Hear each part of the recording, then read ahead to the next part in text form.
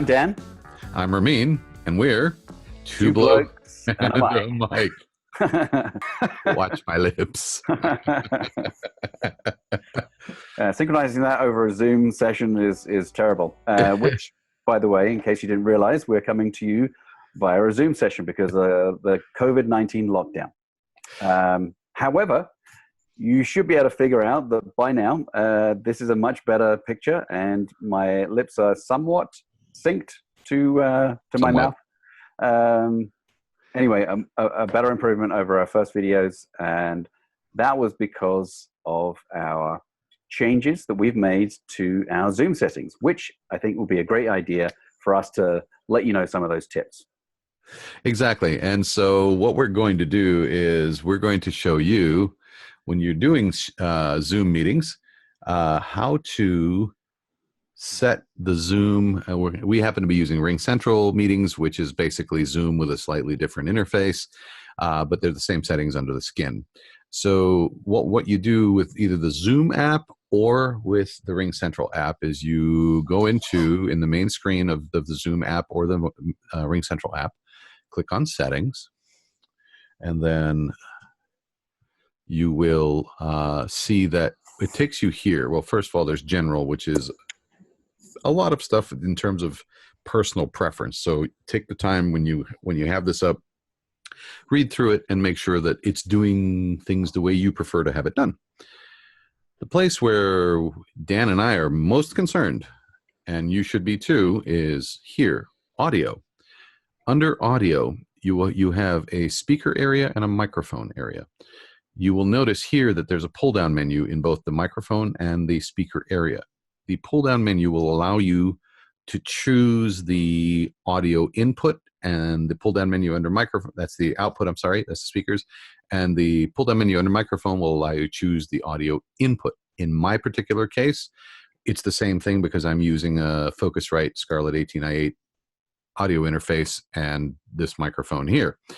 That having been said, so my controls are all over here on my audio interface. In your particular case, you will actually be able to move these sliders if you're using something like a USB headphone mic, headphone with a mic attached, etc.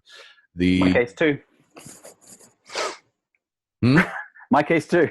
I have the headphones. I have the mic. Yes. Yes, exactly. So that the Dan's particular case is he has a set of headphones with a microphone attached. So in his particular case, he can do the pull down menu and choose the appropriate inputs and make adjustments to each one individually. So Ramin, we made changes here, right? We did. What did we do? So the changes we made specifically for you, and even I even made it for me, is the big one here was this. We unchecked this little box that says automatically adjust microphone settings. When you uncheck that, it gives you more freedom of movement in terms of how you set your microphone sensitivity and how you are heard. It also keeps the application, if you happen to speak loudly, from it clamping down because it feels maybe you're too loud or something going on there in the background. And then from there, we went to your settings, Dan, and we went to the video settings. As you can see, it's showing my ugly mug. In my particular case, I'm on a Mac, and it's showing my built-in eyesight. In your particular case, Dan, you would probably do the same because you're on a Mac as well. Right. On a PC, it would show you the camera settings specifically. In this particular case, we're choosing 16:9 widescreen ratio. The key thing here, though, was this was always unchecked. Enable HD video. That, when you check it, if you're doing recordings, specifically if you're doing recordings for corporate work, that kind of thing, and you want people to look good, etc., you want to enable that little setting. That will allow you, along with the setting we did in audio, to create audio and video files that you can then pull into a third-party video editor and synchronize and produce a video that actually looks and sounds good. So that's that for the moment. Then under recording, you want to go in here and choose where you want your recordings to go when you're recording a meeting. You want to, typically on a Mac, it will either put it in documents or movies. On a PC, I'm not sure where it puts it, but the beauty of this is obviously you can choose by clicking open or browse, depending on the operating system, you can tell it where to put your recordings. The two things that we checked here, that was actually three, was record a separate audio file for each participant who speaks, and optimize the recordings for third-party video editors, and record video during screen sharing. All three of these put together allow you to put together a video in the end when you edit it all together that looks and sounds professional. So these are the pieces that you need. Any questions, Dan? Yes, I have a question. So Yes. we edited all of these settings, and Yes. yet my image was still blurry, and my voice was still, not connected to my screen. What happened? It was. And so, in fact, what we were noticing was that in Dan's particular case, we set everything to be HD. Excuse me while I swing my screen back to the big screen here. We changed all the settings to be exactly what we just showed you. And when we connected, Dan looked as though somebody had smeared olive oil on his camera lens. And we couldn't figure out what it was. So Dan said, well, let me try something. And you did?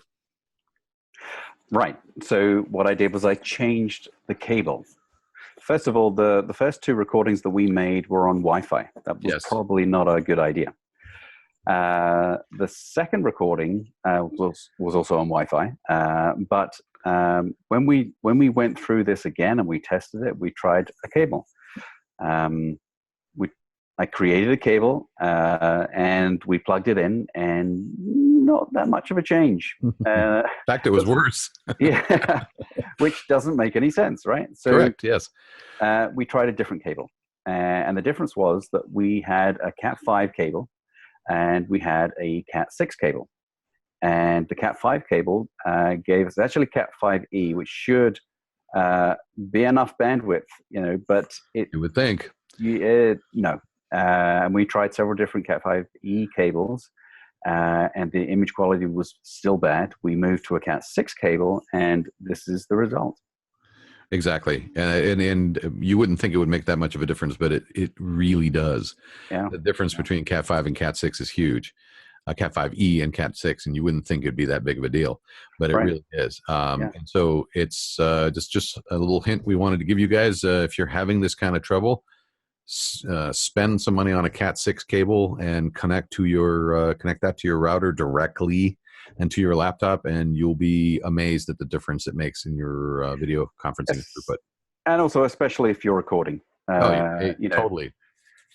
Yeah, and I think part of the problem was that once we switched your settings to do HD audio and HD video, right, Cat5e couldn't keep up. Yeah, I think so. Right, and the Cat6 is what took you over the fence. Yeah, and made. I mean, the recording quality on your side is amazing right now.